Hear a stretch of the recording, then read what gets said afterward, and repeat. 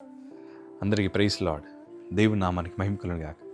మరొకసారి మీ అందరితో కలిసి దేవుని మాటలు పంచుకోవడానికి దేవుడిచ్చిన ఈ ఉన్నతమైన అవకాశాన్ని బట్టి ప్రభుని ఎంతగానో మహిమపరుస్తున్నాను.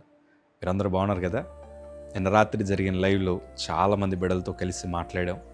ఎన్నో పరిస్థితులు వారు పంచుకున్నారు. మేము ప్రార్థన చేస్తున్నాం. రాబో దినాల్లో బలమైన సాక్ష్యాలు మనందరం వినబోతూ ఉన్నాం. విశ్వాసంతో అడుగులు ముందుకేయండి. పిల్లలు, all the very best for your exams.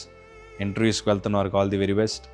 ఈరోజు బర్త్డేస్ అలాగే పెళ్లి రోజులు జరుపుకుంటున్న వారికి మా తరపున శుభాకాంక్షలు తెలియజేస్తున్నాం. A very blessed day. God bless you all. ఈరోజు ఒక ప్రాముఖ్యమైన విషయాన్ని మీతో పంచుకోవడానికి ఇష్టపడుతున్నాను. మన జీవితంలో 4 వైపులా మూయబడిన పరిస్థితులు మనం అనుభవిస్తున్నాం.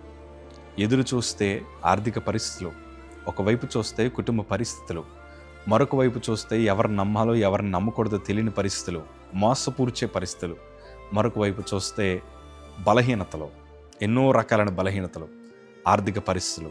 వీటన్నిటి మధ్యన మనం నలిగిపోతున్నాం. వీటన్నిటి మధ్యన మనం కృంగిపోతున్నాం.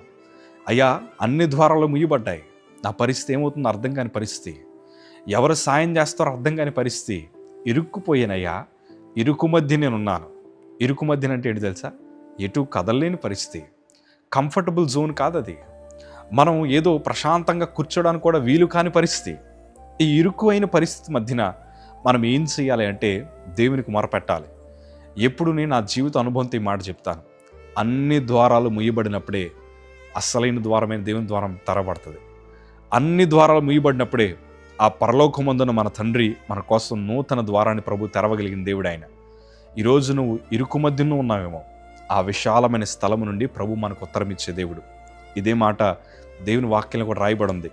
కీర్తనల భాగము 118వ కీర్తన 5వ మాటను మనం చదవగలిగితే, ఇరుకునందుండి నేను యెహోవాకు మొరపెట్టి తిని విశాల స్థలమందు యెహోవా నాకు ఉత్తరం ఇచ్చాను. దేవునికి మహిమ కలుగునుగాక. ఈ వాగ్దానం ప్రభు మీ జీవితంలో నెరవేర్చుదురుగాక.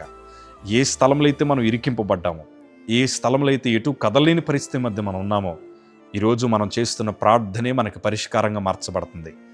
దేవుడు మనల్ని విడిపించడానికి సిద్ధంగా ఉన్నాడు. ఆయన ఆ విశాల స్థలము నుండి ప్రభు మనకు ఉత్తరం ఇస్తున్నాడు. ఆయన ఉన్నతమైన వాడు. ఆయన శాంతి స్వరూపు.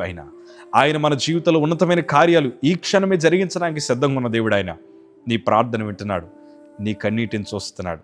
హిజ్కియా మరణకరమైన రోగం చేత ఏడుస్తున్నాడయ్యా, మరణకరమైన వ్యాధి చేత ఏడుస్తున్నాడు. నువ్వు మరణించబోతున్నావు, నీ ఇల్లంతా చక్కబెట్టుకు అయ్యా అనగానే హిజ్కియా గోడ తట్టు తిరిగి ప్రార్థన చేస్తున్నాడు. ఆయన కన్నీటిని ప్రభు చూశాడు. ఆ విశాలమైన స్థలము నుండి ప్రభు హిజ్కియాకి జవాబు ఇచ్చాడు. 15 సంవత్సరాలు దేవుడు ఆయుష్ పెంచాడు. ఈరోజు నువ్వు ఏ స్థితి మధ్యన ఉన్నావో ఆ స్థితిలో ఉండే ప్రభుకు మొరపెట్టు. ప్రభా, ఏ దిక్కు లేదయ్యా, ఎవ్వరూ ఆదరించడానికి లేరయ్యా, నాకు ఎటు చూసినా శోధనే. ఈ సామెత చెప్తారు కదా, ముందు నుయ్యా వెనకాలు గొయ్య, ఎటు కదలేని పరిస్థితి. కానీ ప్రభు చూస్తున్నాడు, నీకు సమాధానం ఇస్తున్నాడు. ఆయన ఈరోజు అట్టి కృప ప్రభు మీ అందరికీ దయచేదురుగాక. ధైర్యంగా ఉండండి, వెనుకడుగు మాత్రం వేయొద్దు. Praise the lord.